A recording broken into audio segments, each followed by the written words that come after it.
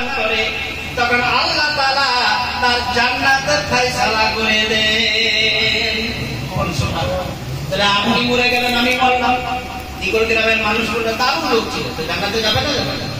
আর আমি যদি মরে যাই, গোটা দিগল গ্রাম বলেন সাদা মোটো গাঁটা ভালো হলো।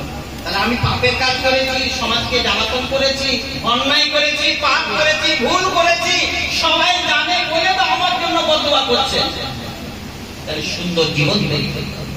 সুন্দর জীবন তৈরি করার জন্য আল্লাহর হুকুমের গোলামি করতে হবে।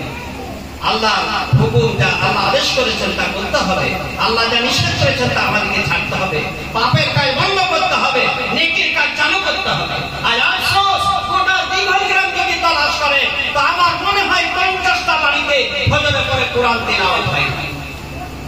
5000 বাড়ি যদি আছে, 4000 বাড়ি আছে, তো আমার মনে হয় 50টা ঘরে কোরআনের তেলাওয়াত হয়।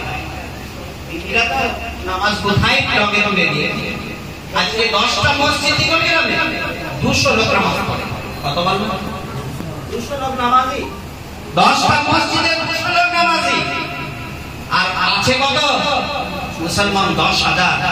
10,000 নারী পুরুষ মিলে নামাজির সংখ্যা 200 পুরুষ আর নারী সংখ্যা 200 হচ্ছে। তাহলে মোটে যদি 400 হয়, তাহলে 9,600 নারী পুরুষ নামাজ পড়ে না, জানেন না, সালাম জানে না।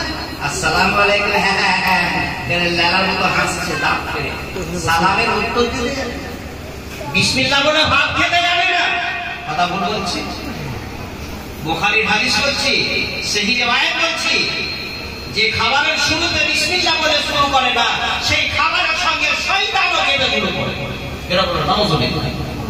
যে মিলনের সময় স্বামী স্ত্রী দোয়া করে মিলন করে না, আল্লাহুম্মা জান্নিবনা শাইতানা ওয়া জান্নিবা শাইতানা আলা মা রাযাকতানা, বুখারীর হাদিস।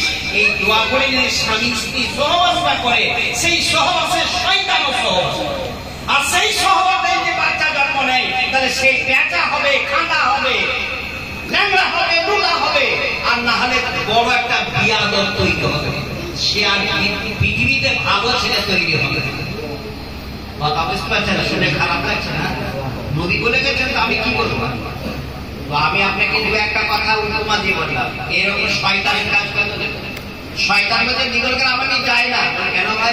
যে আমাকে হার মানিয়েছে দিগল গ্রামের মানুষ, আমার থেকে বড় শয়তান দিগল গ্রাম। ওই জন্য ওই গ্রামটাকে আমি পাশে জমা রেখেছি। এখন ভাড় কাটাতে আমার কাজ চলছে, আর দিগল গ্রাম আমাকে হার মানিয়ে দিয়েছে যে শয়তান স্যার আপনি আর এই গ্রামে আসেন না, আপনার কাছে আমরাই করে যাচ্ছি। ঠিক কিনা?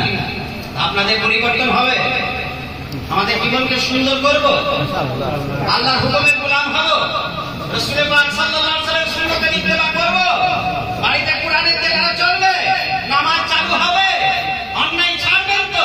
বলেন ইনশাআল্লাহ। আল্লাহ তাআলা আমাদের জীবনকে সুন্দর তৈরি করুন, বলুন আমিন। ওয়া আখিরু দাওয়ানা আলহামদুলিল্লাহি রাব্বিল আলামিন।